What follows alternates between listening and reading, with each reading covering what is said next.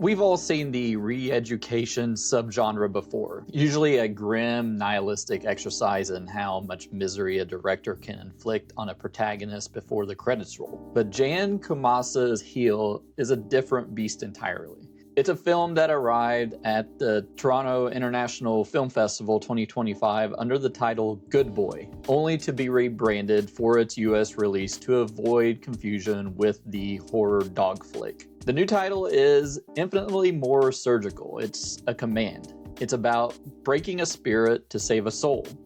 And it results in one of the most unexpectedly heartfelt, deeply uncomfortable, and tonally complex films of 2026. Visually, Heal feels like a damp Yorkshire afternoon filtered through a nightmare. Komasa, making his English language debut, brings that clinical, piercing Polish sensibility to the British countryside.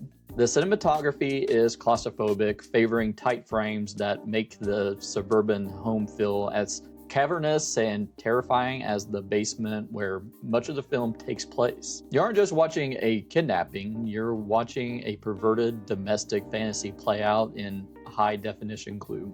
Is it worth the price of a rental? If you're looking for a standard torture porn romp, you're in the wrong house. But if you want a character study that dares to find the good in monstrous, Heal is essential viewing. We meet Tommy, played with a feral, twitching energy by Anson Boon. Tommy isn't a misunderstood rogue, he's violent, bottom-of-the-barrel delinquent whose previous life with his girlfriend Gabby was a cycle of crime and chaos. His life changes when he is abducted by Chris, played by the incomparable Stephen Graham.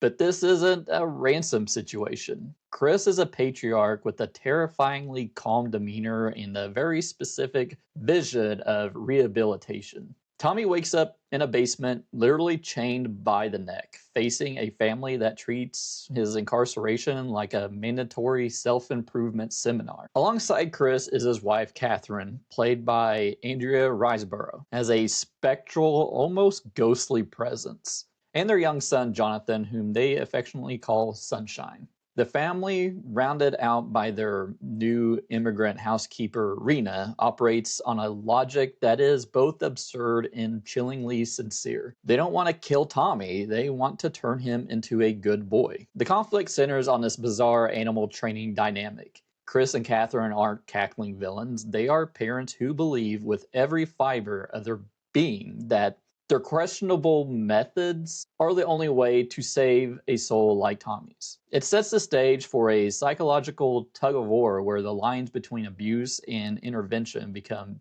dangerously blurred. Before we get into the meat of the movie, we have to talk about the identity crisis that almost buried the film. As I mentioned, it premiered as Good Boy, but the history of this production is a little chaotic, I guess.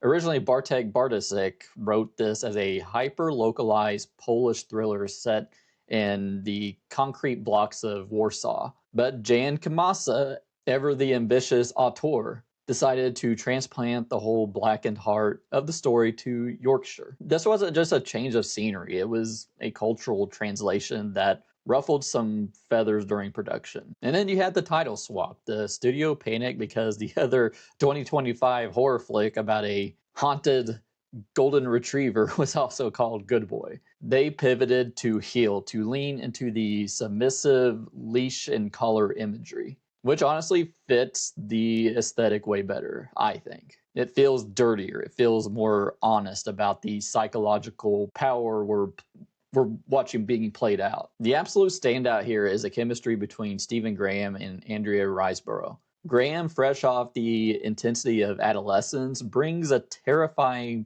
paternal warmth to Chris. He's not a slasher, he's a mentor with a sociopathic streak. There's a scene where they confront their young son, Jonathan, about sneaking a cigarette, and the kid, Kit Rakusen, is absolutely trembling. He's fantastic in this. It's like one of those most uncomfortable parenting moments I've seen on film. This kid is like shaking with fear and anxiety, with tears swelling up in his eyes. It's just a great performance. In that moment, Chris and Catherine aren't just strange, they're almost like borderline abusive. Yet you can see they truly believe they are acting out of love. And this brings up the duality of man. You get that it's coming from a place of love, but their methods are questionable. Anson Boon's physicality as Tommy is equally impressive. He spent most of the shoot actually chained to a floor. You can feel that Fast and Furious emotional claustrophobia. His character development is the soul of the film. You start the movie loathing him. He's a human stain.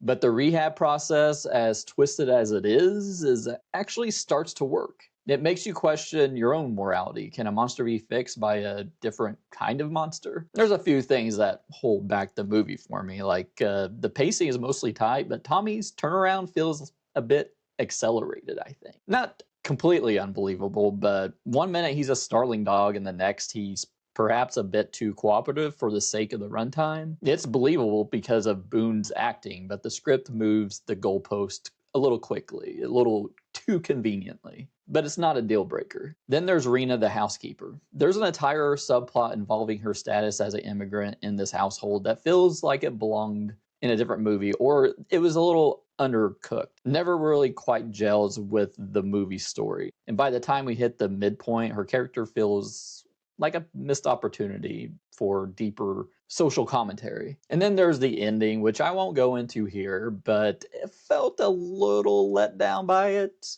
But thematically, it made sense, I think, for what they were going for. But I do have an ending explained if you want my full thoughts on the ending and a deeper dive into the themes of the movie as a whole. Heel is a bizarre, heart-wrenching, and occasionally repulsive look at the lengths people will go to save someone.